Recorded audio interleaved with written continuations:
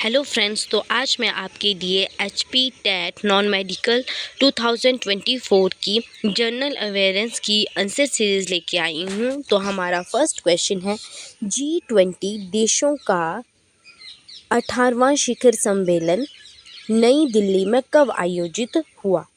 तो option A है 9 से 10 सितंबर 2023 को, बी ऑप्शन है 10 से 11 सितंबर 2023 को, सी ऑप्शन है 19 से 20 सितंबर 2023 को और डी ऑप्शन है 5 से 6 सितंबर 2023 को।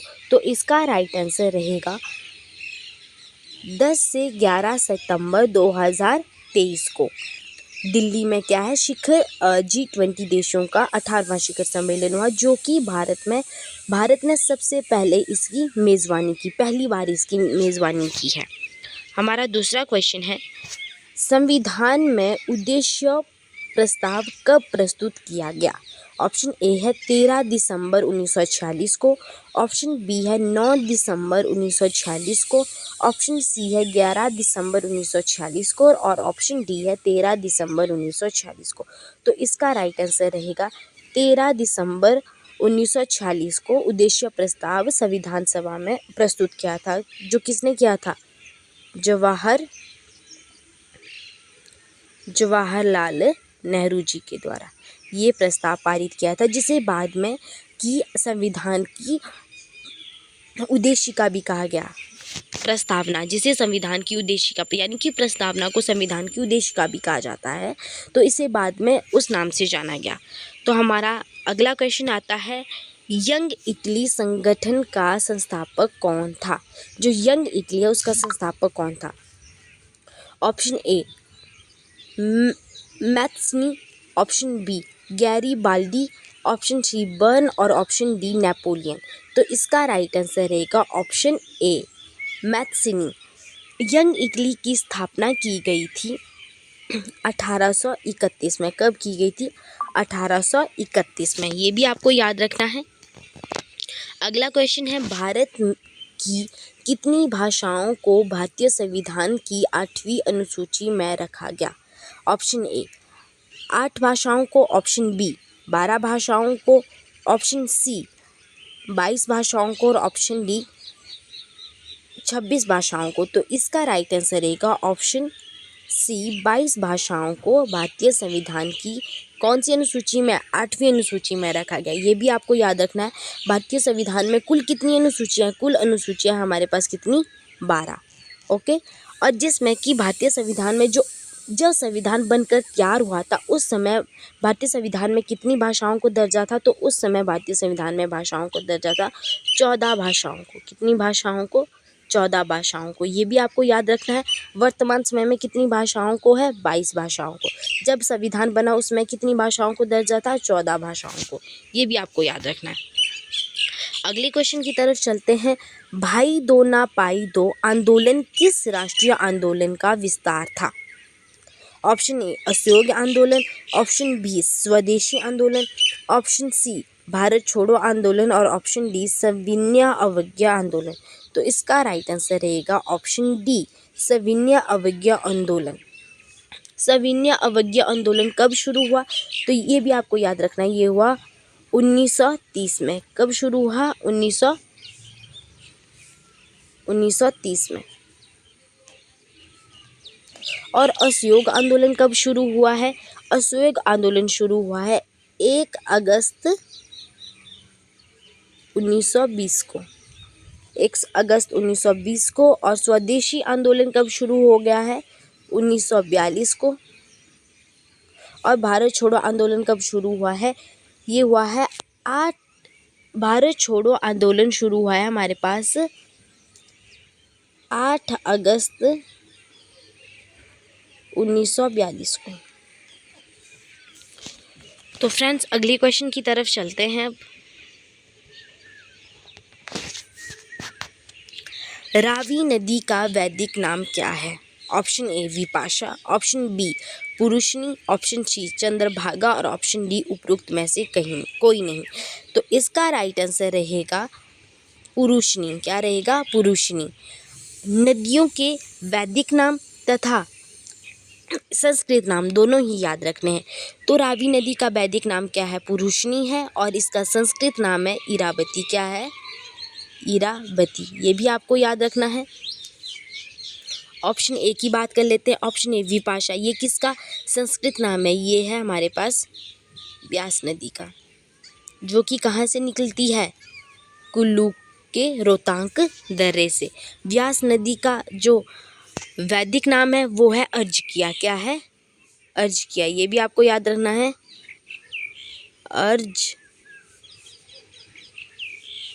अर्जिया। अगले क्वेश्चन की तरफ चलते हैं।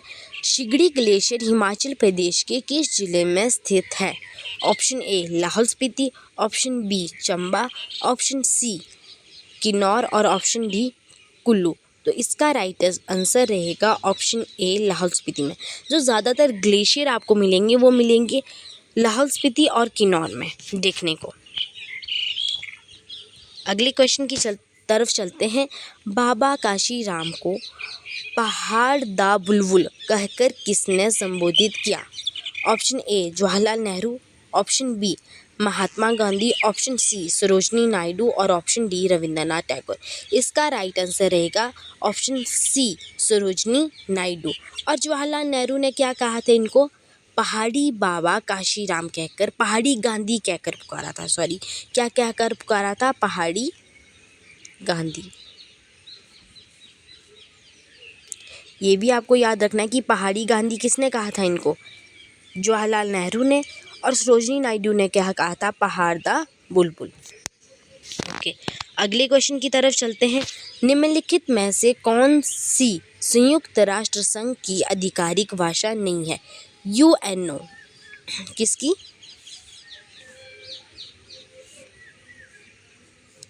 यूएनओ है ना, उसकी आधिकारिक भाषा नहीं है। Option A Hindi, option B चीनी, ऑप्शन सी अरबी और ऑप्शन डी स्पेनिश।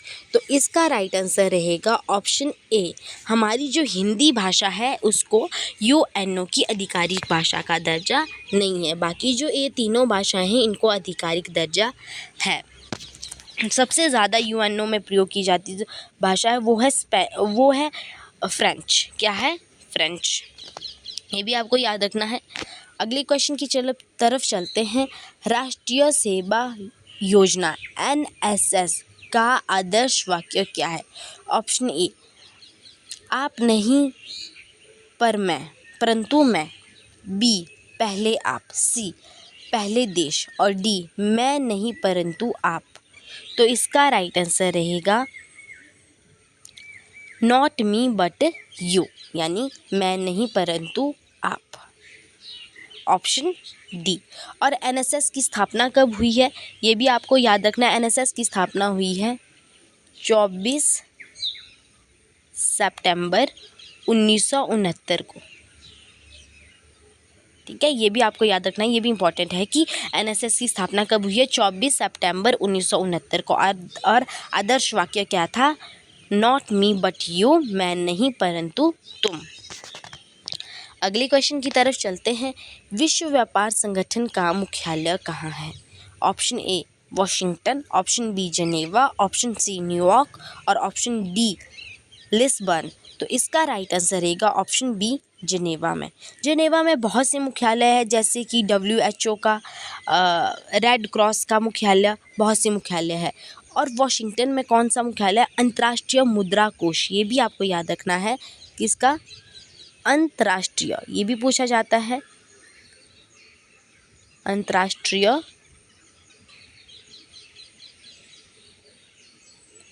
मुद्रा कोष। अंतर्राष्ट्रीय मुद्रा कोष का मुख्यालय कहाँ है? ये है वॉशिंगटन में। ये भी जो कि अमेरिका में। अगले क्वेश्चन की तरफ चलते हैं। निम्नलिखित में से कौन सा बंदरगाह भारत के पूर्वी समुद्री तट भाग में स्थित है? Option A Mormugao, option B Paradip, option C Calicut और ऑप्शन डी कोची। तो इसका राइट आंसर रहेगा पारादीप, जो कि कहाँ पे है? उड़ीसा में है। कहाँ है? उड़ीसा में है। अगले क्वेश्चन की तरफ चलते हैं। लीपा असरंग अभयारण्य हिमाचल प्रदेश के किस जिले में है? ऑप्शन ए लाहौल स्पीति में, ऑप्शन बी चंबा में, ऑप्शन सी किन्नौर में। तो इसका राइट आंसर रहेगा किन्नौर। लिपा अंसरंग अभयारण्य कहाँ पे है? किन्नौर में। हमारे कुल कितनी हमारे पास वाइल्ड लाइफ सेंचुरी है? तो हमारे पास टोटल वाइल्ड लाइफ सेंचुरी रहेगी 32। कितनी है? 32 वन्यजीव अभयारण्य है हिमाचल प्रदेश में, और 5 क्या है? राष्ट्रीय उद्यान है। ये भी आपको साथ में याद रखना है। अगले क्वेश्चन की तरफ चलते हैं। एपिस मेलिफेरा निम्नलिखित में से किससे संबंधित है? ऑप्शन ए मधुमक्खी, ऑप्शन बी घरेलू मक्खी, ऑप्शन सी मच्छर और ऑप्शन डी भेड़। तो इसका राइट आंसर रहेगा मधुमक्खी से संबंधित है। अगले क्वेश्चन की तरफ चलते हैं।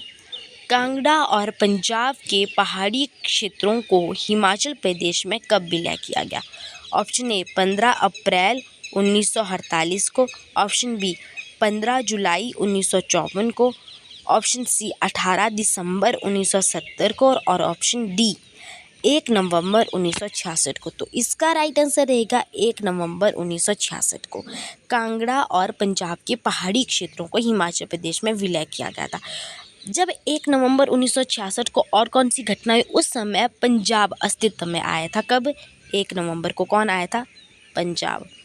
तो इसीलिए जो पंजाब की जो पहाड़ी रियासतें हैं उनको हिमाचल प्रदेश में जोड़ा गया था। ये आपको याद रखना है। अगले क्वेश्चन की तरफ चलते हैं। दंडारस किस जिले का प्रसिद्ध नृत्य है?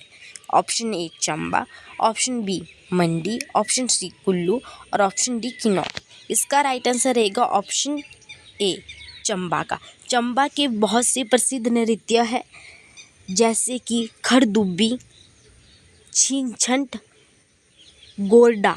ये आपको याद रखना क्या है? खड़दुब्बी, छींछट, गोरडा। ये भी साथ में याद रखने हैं दंडारस के साथ साथ। अगले क्वेश्चन की तरफ चलते हैं। चंद्रयान 3 के रोवर का क्या नाम था?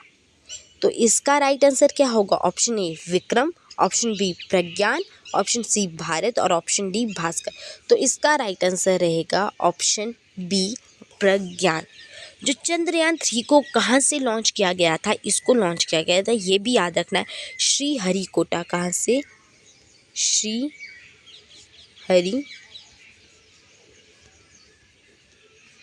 से। और श्रीहरिकोटा कहाँ पे है? ये है हमारे पास आंध्र प्रदेश में। ये क्वेश्चन भी बार बार रिपीट होता है, पूछा जाता है कि चंद्रयान 3 को कहाँ से लॉन्च किया गया था? श्रीहरिकोटा, आंध्र प्रदेश से। अगले क्वेश्चन की तरफ चलते हैं। महिला आरक्षण विधेयक नारी शक्ति बंधन अधिनियम संसद में कब पारित हुआ? ऑप्शन ए 10 दिसंबर 2023 को, ऑप्शन बी 11 दिसंबर 2023 को, ऑप्शन सी 21 दिसंबर 2023 को और ऑप्शन डी 6 दिसंबर 2023 को। तो इसका राइट आंसर रहेगा 21 सितंबर 2023 को महिला आरक्षण विधेयक नारी शक्ति बंधन अधिनियम संसद में पारित किया गया था। ओके, अगले क्वेश्चन की तरफ चलते हैं। अनुच्छेद 370 को कब हटाया गया? अनुच्छेद 70 किससे संबंधित था? ये संबंधित था जम्मू और कश्मीर से। ये भी याद रखना है। तो देखते हैं कि इसको कब हटाया गया। ऑप्शन ए 1-2 अगस्त 2019 को, 5-6 अगस्त 2019 को, ऑप्शन सी हमारे पास है 10-11 अगस्त 2019 को। उपरोक्त में से कोई नहीं। तो इसका राइट आंसर रहेगा ऑप्शन बी 5-6 अगस्त 2019 को अनुच्छेद 370 को हटाया गया था। इसके तहत क्या है, जो जम्मू और कश्मीर को एक विशेष राज्य का दर्जा मिलता था, जब इसको हटाया गया तो हमारे पास 2 केंद्र शासित प्रदेश अस्तित्व में है। एक आया जम्मू कश्मीर और एक आया लद्दाख। ये भी आपको याद रखना है। अगले क्वेश्चन की तरफ चलते हैं। नीति आयोग के प्रधान अध्यक्ष कौन होता है? ऑप्शन ए राष्ट्रपति, ऑप्शन बी प्रधानमंत्री, ऑप्शन सी उपराष्ट्रपति और ऑप्शन डी गृह मंत्री। तो इसका राइट आंसर रहेगा प्रधानमंत्री, पीएम नीति आयोग के अध्यक्ष होते हैं। तो वर्तमान समय में हमारे प्रधानमंत्री कौन है? नरेंद्र मोदी। अगले क्वेश्चन की तरफ चलते हैं। हिमाचल प्रदेश सरकार मुख्यमंत्री विधवा एवं एकल नारी आवास योजना के तहत विधवा एवं एकल नारी को घर निर्मित करने के लिए कितने रुपए की वित्तीय सहायता प्रदान की जाएगी? Option A 1.50 lakh, option B 2.50 lakh, option C 3.50 lakh और ऑप्शन डी है इनमें से कोई नहीं। तो इसका राइट आंसर रहेगा हमारे पास ऑप्शन ए 1.50 लाख रुपए क्या है विधवा एवं एकल नारी महिलाओं को दिया जाएगा घर निर्मित करने के लिए, ये वित्तीय सहायता दी जा रही है। अगले क्वेश्चन की तरफ चलते हैं। वर्तमान में हिमाचल प्रदेश के शिक्षा मंत्री कौन है? Option A Jagat Singh Negi, option B Rohit Thakur, option C Harshvardhan Chauhan, option D उपरोक्त में से कोई नहीं। तो इसका राइट आंसर रहेगा ऑप्शन बी रोहित ठाकुर। ये हिमाचल प्रदेश के शिक्षा मंत्री है। हिमाचल प्रदेश के वर्तमान मुख्यमंत्री कौन है? सुखविंदर सिंह सुक्खू। ये भी आपको याद रखना है। अगले क्वेश्चन की तरफ चलते हैं। हिमाचल प्रदेश सरकार द्वारा प्रदेश में एकीकृत एवं समग्र कृषि गतिविधियों को बढ़ावा देने के लिए वित्तीय वर्ष 2023 से कौन सी योजना आरंभ की? ऑप्शन ए हिम विकास योजना, ऑप्शन बी हिम प्रयास योजना, ऑप्शन सी हिम उन्नति योजना और ऑप्शन डी उपरोक्त में से कोई नहीं। तो इसका राइट आंसर रहेगा ऑप्शन सी हिम उन्नति योजना शुरू की गई। अगले क्वेश्चन की तरफ चलते हैं। वर्तमान में भारत के चीफ ऑफ डिफेंस स्टाफ कौन है? Option A general Vipin Rawat, option B general Manoj Pande, option C general Anil Chauhan, option D उपरोक्त में से कोई नहीं। तो इसका राइट आंसर है option C general Anil Chauhan. ये वर्तमान समय में भारत के चीफ डिफेंस स्टाफ है। जो जनरल विपिन रावत है, ये पहले चीफ डिफेंस सीडीएस थे जिनकी मौत हो गई थी ये के कारण किसके कारण? प्लेन क्रैश होने के कारण। ये भी याद रखना है। अगला क्वेश्चन है।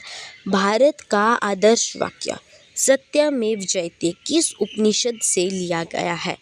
Option A Chandogya Upanishad, option D Mundaka Upanishad, option D Brihad Aranyaka Upanishad और option D Kathopanishad Upanishad. Sorry friend, मुझे अच्छे से पढ़ना नहीं आ रहा है। Option B. तो इसका राइट आंसर रहेगा ऑप्शन बी मुंडको उपनिषद। क्या है?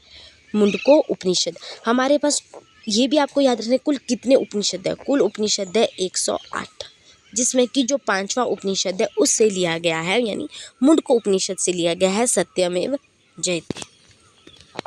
अगले क्वेश्चन की तरफ चलते हैं। भारत का प्रथम वाइसराय कौन था? Option A Lord Clive, option B Warren Hasting, option C Lord William Bentinck और ऑप्शन डी लॉर्ड कैनिंग। तो इसका राइट आंसर रहेगा ऑप्शन डी लॉर्ड कैनिंग भारत के प्रथम वाइसराय थे। वेरी इंपॉर्टेंट टॉपिक है। जो ये जितने भी वाइसराय बने हैं, लास्ट बना है, प्रथम बना है, गवर्नर जनरल बने हैं, वेरी इंपॉर्टेंट क्वेश्चन है, टॉपिक है। इससे क्वेश्चन आता ही है, तो ये आपको ये पढ़ना है। अगले क्वेश्चन की तरफ चलते हैं। वर्तमान में मेघालय के मुख्यमंत्री कौन है?